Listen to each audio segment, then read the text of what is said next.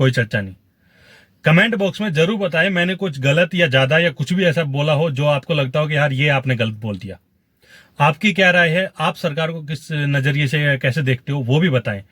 Last video में एक भाई साहब थे, उन्होंने कमेंट करके बोला था कि आगे अगर आप सरकार के खिलाफ बोलोगे या ऐसे कुछ करोगे तो मैं आपको अनफॉलो कर दूंगा।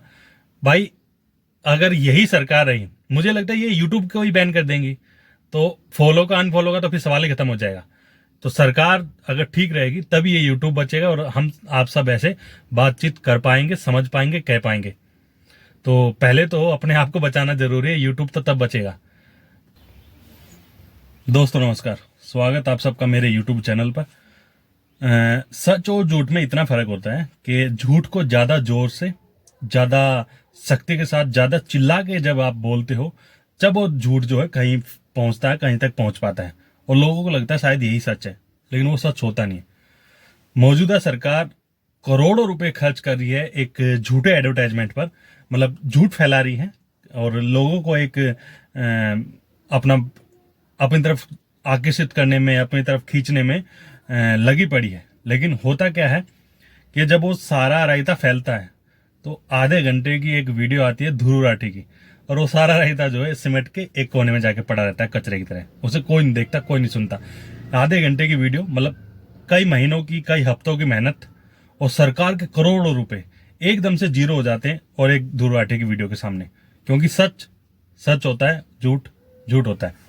तो एक ये होता है कि भाई तानाशाही रवैया चल रहा है देश में, विपक्ष एकदम से खत्म कर दिया गया है और मीडिया जो है वो आपके सत्ता पक्ष की है। तो आपकी हमारी आवाज कौन उठाएगा, आपकी हमारी बातें कौन करेगा? तो हमें खुद ही बोलना पड़ेगा।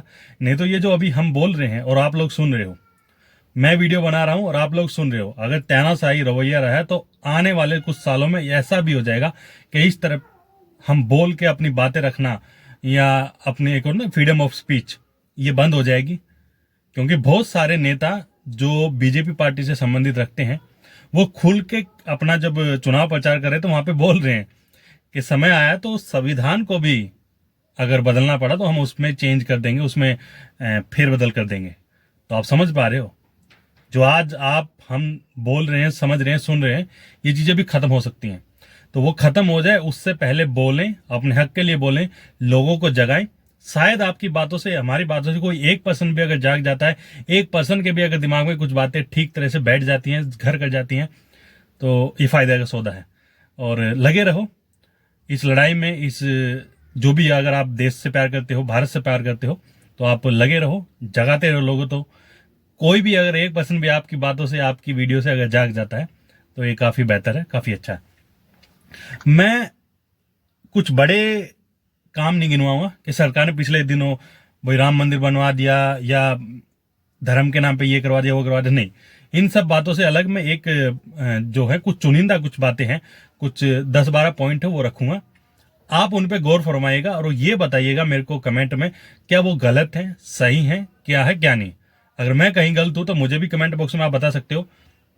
और अगर सामने वाली पार्टी, मतलब सरकार कुछ गलत कर रही है या आपको अगर लगता है कि हाँ सरकार ने यहाँ गलत किया है, तो आप उन्हें भी बताएं, मतलब कमेंट बॉक्स में अपनी राय जरूर दें। तो मैंने इधर लिख लिए थे, कहीं मैं भूल ना जाऊं।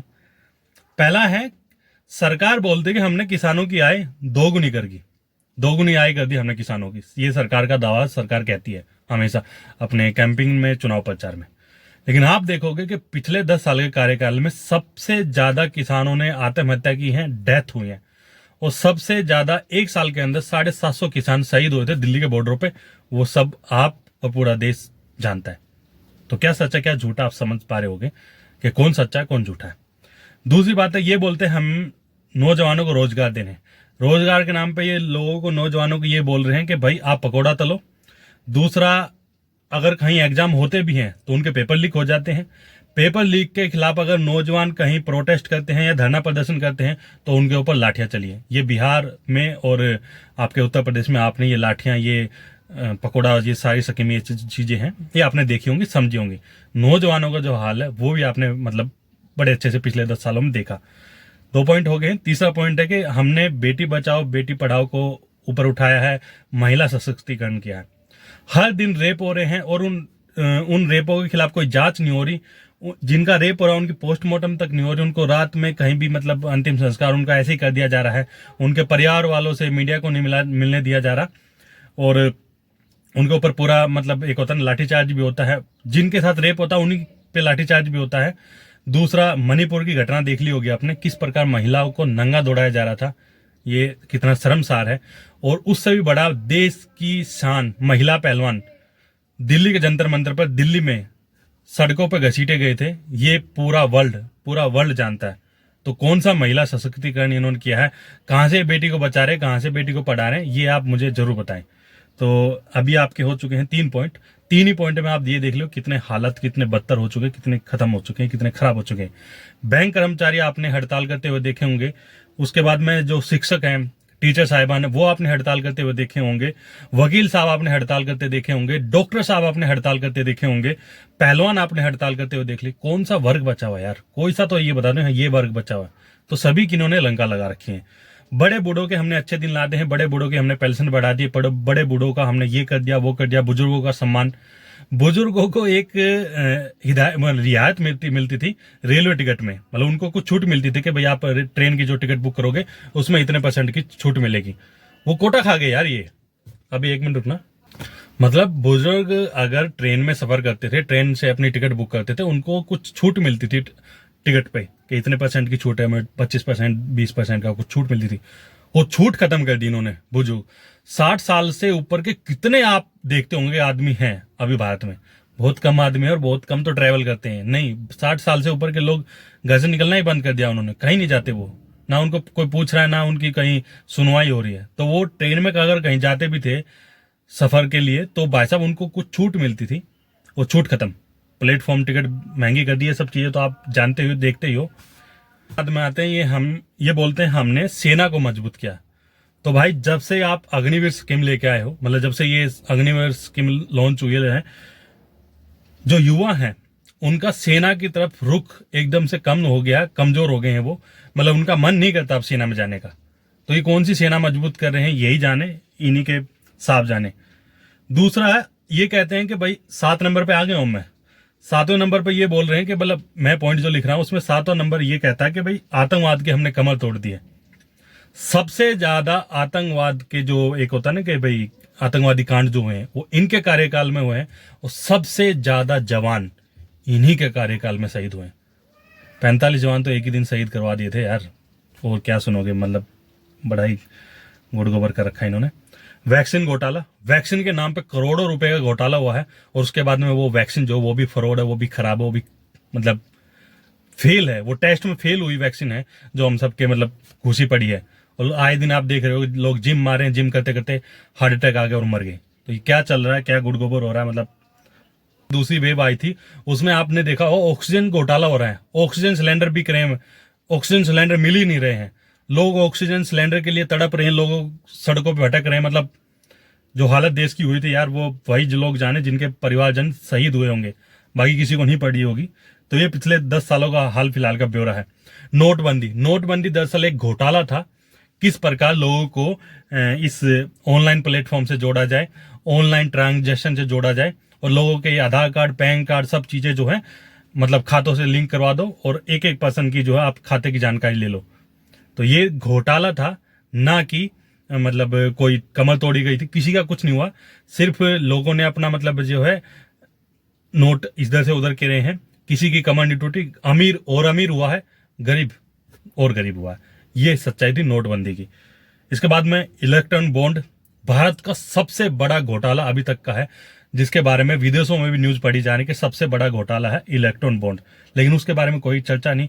घुमा फिरा केजरीवाल को गिरफ्तार कर लो, केजरीवाल को शराब घोटाले का मुख्य आरोपी बता दो, इस तरह से मतलब खबरों को दबा दो, विपक्ष को दबा दो, खबरों को दबा दो, ये कांड चल रहा है। लेकिन सबसे बड़ा घोटाला है इलेक्ट्रॉन बॉन्ड का। फिर उसके बाद में जो घोटाला शायद मुझे नहीं लगता वो शायद प्रधानमंत्री जब प्रधानमंत्री ना होंगे तभी उसका सामने आएगा। PM care fund, PM care fund पे ना जाने कितने लाखों करोड़ों रुपए जो हैं लोगों ने डोनेट किए हैं, जो कोरोना काल में खोला था पीएम केयर फंड, जिसकी अभी तक कहीं से भी ये नहीं पता चला कि उसके अंदर कितना पैसा है, क्यों? क्योंकि उसको आरटीआई के दायरे से बाहर रखा गया। तो सबसे बड़ा घोटाला ये भी है पीएम केयर फंड, जो शायद मुझे नहीं लगता इसकी पे कभी कोई कार्रवाई होगी या इसको बाहर निकाला जाएगा। तो भाई फिर भी ये लोग बोलते हैं कि हम जा रहे हैं 400 पार, क्योंकि और घोटाला है ईवीएम घोटाला। हर साल आप देखोगे 19 लाख ईवीएम गायब है, 20 लाख को ईवीएम गायब है, लेकिन आपको उनका यही नहीं पता वो कहाँ है कहाँ नहीं है। तो ये घोटाला है।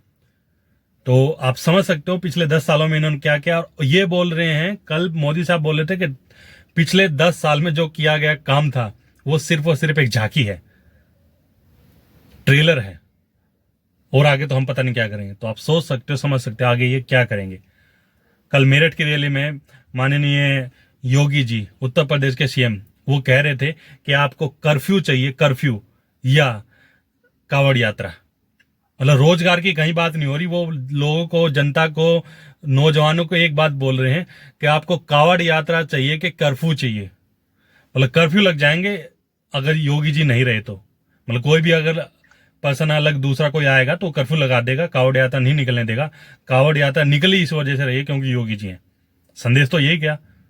और रोजगार, नौकरी, शिक्षा, ये सब तो जाओ भाड़ में, इसके ऊपर कोई चर्चा नहीं। कमेंट बॉक्स में जरूर बताएं मैंने कुछ गलत या ज्यादा या कुछ भी ऐसा बोला हो जो आपको लगता हो कि यार ये आपने गलत बोल दिया। आपकी क्या राय है? आप सरकार को किस नजरिए से कैसे देखते हो वो भी बताएं। लास्ट वीडियो में एक भाई साहब थे, उन्होंने कमेंट करके बोला था कि आगे अगर आप सरकार के खिलाफ बोलोगे या ऐसे कुछ करोगे तो मैं आपको अनफॉलो कर दूंगा। भाई अगर यही सरकार रही, मुझे लगता है ये यूट्यूब को ही बैन कर देंगी। तो फॉलो का अनफॉलो का तो फिर सवाल ही खत्म हो जाएगा। तो सरकार अगर ठीक रहेगी तभी ये यूट्यूब बचेगा और हम आप सब ऐसे बातचीत कर पाएंगे, समझ पाएंगे, कह पाएंगे। तो पहले तो अपने आप को बचाना जरूरी है, यूट्यूब तो तब बचेगा। और लास्ट में यही है कि भाई सच को जानो, सच को समझो, और अपने दोस्तों के साथ, अपने परिवार वालों के साथ सबको ये बताओ कि यार सच है क्या।